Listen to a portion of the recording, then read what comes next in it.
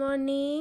আজকে আরেকটি নতুন ব্লগ নিয়ে চলে আসলাম। আমি ডিউটিতে বেরোবো। চলো আজকে আমার সাথে সাথে আবার সেই চেনা পরিচিত রাস্তা তোমাদের সাথে আরেকবার শেয়ার করি। আমি তো রেডি হয়ে গেলাম। রেডি হয়ে মা এদিকে আমাকে টিফিন বানিয়ে দিচ্ছিল, আর এদিকে সারাদিন মোটামুটি দেখা সাক্ষাৎ হবে না বাবানের সাথে, সেই জন্য ওকে একটুখানি ডিস্টার্ব করছিলাম ঘুমিয়ে।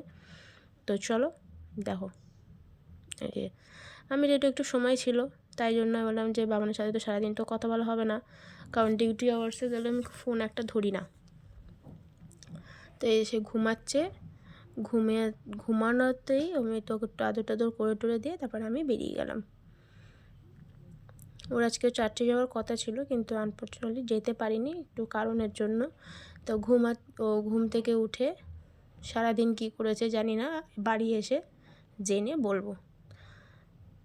এই যে ওকে ডাকছিলাম কি রে ওঠ, যাবি না চার্চে? ও বললো যে হ্যাঁ যাব। তখন ও 1 টাকাতে উঠে যায়, কিন্তু আবার ওকে ডিস্টার্ব করে ও আবার ঘুমিয়ে পড়ে।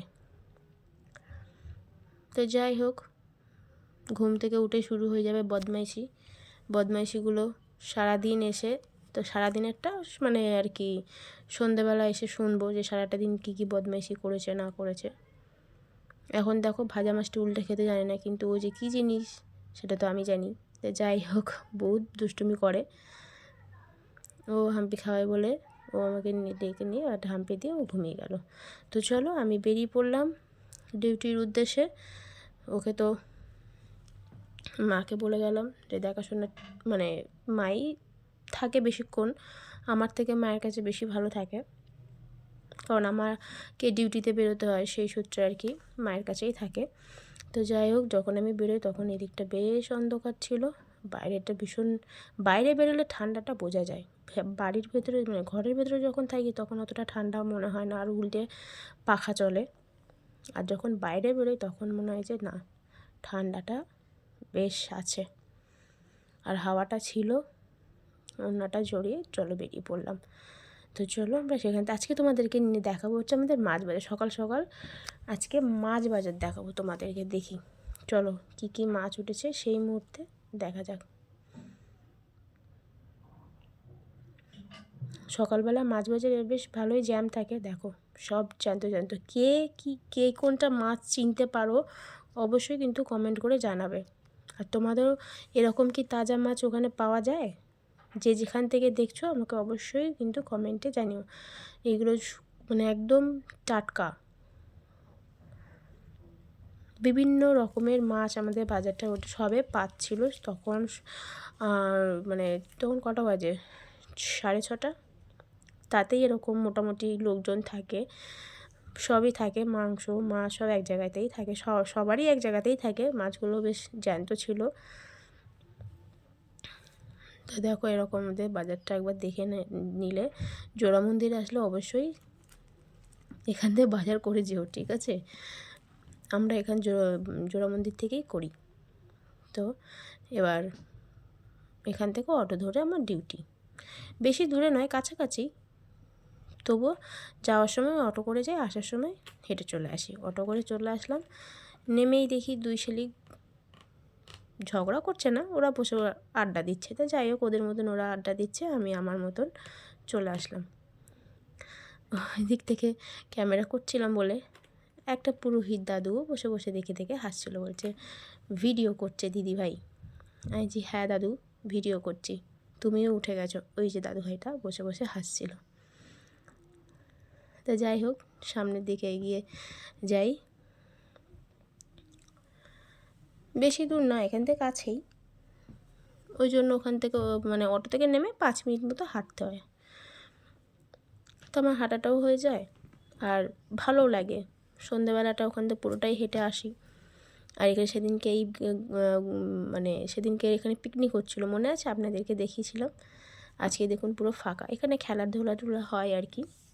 ঠিক ওর পাশেই ছিল ওনাদের বাড়ি। হ্যাঁ, ওনাদের বাড়িতে গিয়েছিলাম। বাচ্চাটা এত কিউট, আর ওদের বাড়ির সামনে এরকম একটা বাগান টাইপের রয়েছে। ফুলগুলো দেখুন এত বিউটিফুল কালারের ফুলগুলো রয়েছে। সত্যি আমি ওখানে দাঁড়িয়ে ভিডিওগুলো না করে পারলাম না। ভিডিও টিডিও করে ওখানে ওরা দরজা খুলে দাঁড়িয়ে ছিল আর আমি এদিকে ভিডিও করে যাচ্ছি। যাই হোক, সত্যি ওনারা খুবই ভালো, কিছু বলেনি আর কিছু বলবেও না। ওনারা সত্যি মানুষ খুবই ভালো। এবার ওদের ছাদে উঠেছিলাম, দেখো ছাদে।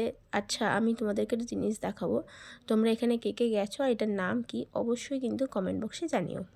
ওই দেখো, দেখতে পাচ্ছ আমরা পেছনে, দাঁড়াও তোমাদের জুম করে একটু দেখাই, ভিউটা দেখো, এই যে এই যে এটার নাম কি, আর এখানে কে কে গেছো অবশ্যই কিন্তু কমেন্টের জন্য। আমি এখনও যেতে পারিনি, বাট ইচ্ছা আছে। যাই হোক, যদি জিসাস চাই তো অবশ্যই যেতে পারবো। প্রভু যিশু যদি চান তাহলে সবই সম্ভব। যেটা আমাদের জীবনে ভালো হয় সেটাই উনি আশীর্বাদ হিসাবে উনি দেন, যেটা আমাদের জীবনে ভালো নয় সেটা কিন্তু উনি দেন না। এবার যার যেটা উইশ, অবশ্যই ভালো উইশ সবারই পূরণ হোক। তো চলো, ছুটিও হয়ে গেল, আমি বেরিয়ে গেছি সারাদিন পর, আমিও বেরিয়ে গেছি। আর রাস্তায় দেখো কত সুন্দর আমাদের ক্রিসমাস উপলক্ষে সাজিয়েছিল, আর এটা থাকবে এখনও পর্যন্ত, মানে নিউ ইয়ার আসবে, নিউ ইয়ারে আরও সুন্দর সাজানো হবে। তো আপাতত এইরকমভাবে ডেকোরেট করা হয়েছে ক্রিসমাস উপলক্ষে, নিউ ইয়ারে আরও সুন্দরভাবে সাজাবে, সেটাও তোমাদের সাথে শেয়ার করব। তো এখান থেকে বেশি দূর না, আমরা এখান থেকে হেঁটে আসছিলাম আর আস্তে আস্তে যে কতটুকুনি ভিডিও করলাম।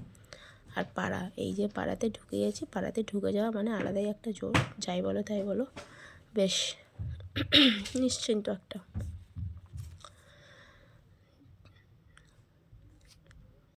তারপর বাড়ি ঢুকে গেলাম, ফ্রেশ হলাম, ফ্রেশ হয়ে বাড়ি, ওই রাস্তার মধ্যে একজনের সাথে দেখা হলো বলে আবার একটুখানি কথা বলছিলাম, কথা টথা বলে বাড়িতে আর কি ঘরে ঢুকে গেলাম। আর সামনেই আমাদের বিল্ডিংটা, তো ওখানে দাঁড়িয়ে একটু কথাবার্তা বলে টোলে আমি মানে দেখা না হল, মানে দেখালে তো কথা বলতে হবে, না বললেও হয় না। তো চলো কথাবার্তা বলে আমি ঢুকে গেলাম, ফ্রেশ হয়ে বাবানকে পড়তে বসিয়ে দিলাম। পড়ে টোরে মানে ওর সিলেবাসটা অনেকগুলোই চেঞ্জ হয়েছে ক্লাস 3তে, আমরা এই সিলেবাসগুলো পড়িনি, এই সিলেবাসগুলো সবগুলোই চেঞ্জ হয়ে গেছে সেইগুলোই। আর নতুন বই আসলে অবশ্যই তো তোমাদের সাথে শেয়ার করবই, তার সাথে তাও একটু, এটা পুরনো বই, মানে অলরেডি অ্যাডভান্স ওকে পড়ানোর জন্য রেডি করাচ্ছিলাম আর কি। আমি তো সেরকম সময় পাই না, তাই যতটুকুনি এগিয়ে রাখতে পারি আর কি চেষ্টা করি। তাই ওকে অনেকগুলো চ্যাপ্টার ওকে পড়ানো কমপ্লিট অলরেডি। 2 তারিখ থেকে স্কুল খুলবে, স্কুল খুললে নতুন বই দিলে অবশ্যই তোমাদের সাথে শেয়ার করব ক্লাস 3 সিলেবাসগুলো কী কী আছে। তো চলো, ভালো লাগলে লাইক কমেন্ট